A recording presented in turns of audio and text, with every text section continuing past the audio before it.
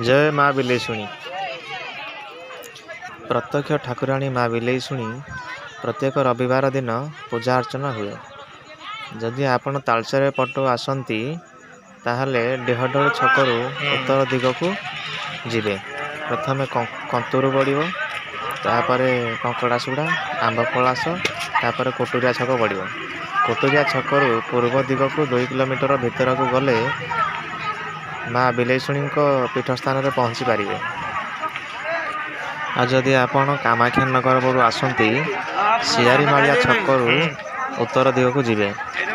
तापर सुंडी काटणी पड़ो, तापर बाघमुंडा पड़ो। बाघमुंडारू पश्चिम दिग को जीवे।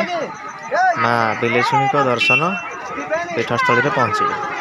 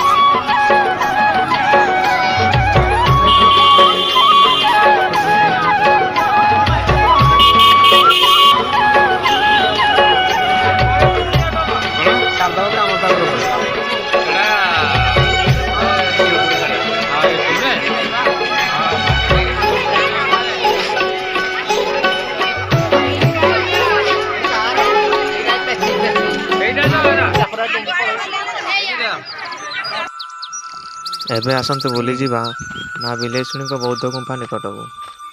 लोक मान कथा अनुसार जे पूर्व कालरू यही गुंफारे मुनि ऋषि माने तपस्या करुथिले। किछि व्यक्ति कहती जे एबे भी मुनि ऋषि माने अदृश्य आकार रे अछंती।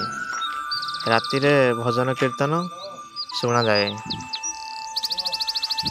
बहुत पूर्व कालरू माँ बिलेईशुणी पूजा यही गुंफारे होउथला।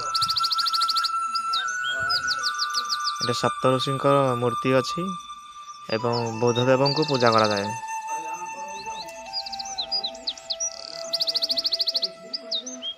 माँ बिलेईशुणी को दर्शन करने जेकोसी भक्त आसती ए गुंफा आड़े टे बुली आसती। गुंफा बहुत आकर्षित कराए। एबे आसतु बुली जीवा गुंफा ऊपर को।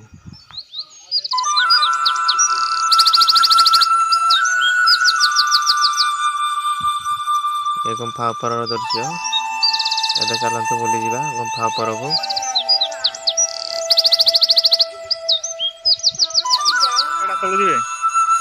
ये गुंफा साइड रे आपण जीवे किछि बाट आ तल को भल कि देखिक जीवे नले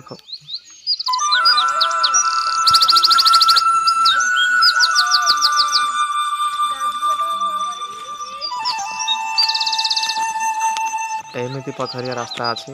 प्रत्येक भक्त समस्ते बुली आसती गुंफा को। गुंफा को जीवा बेले बाटर टिके देखी चाह जीवे।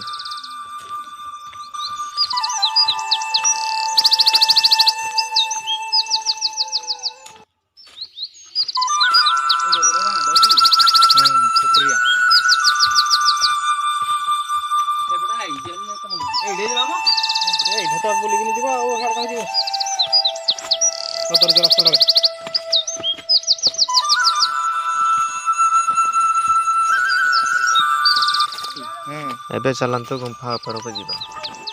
गुंफा ऊपर कौन दृश्य देखा।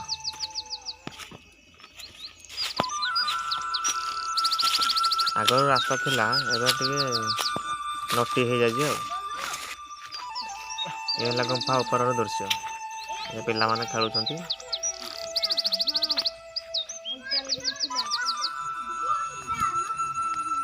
ଏ ଗୁମ୍ଫା ଉପର ତଳକୁ ଦେଖିଲେ କେମିତି ଦେଖାଯାଏ ଦେଖନ୍ତୁ। ବେଶୀ ଉଚ୍ଚା ନୁହେଁ, କମ୍ ଉଚ୍ଚା ଆଉ। ଏବେ ବର୍ତ୍ତମାନ ଟିକେ ଖରା ଅଧିକା ତ ଶୁଖିଯାଇଛି।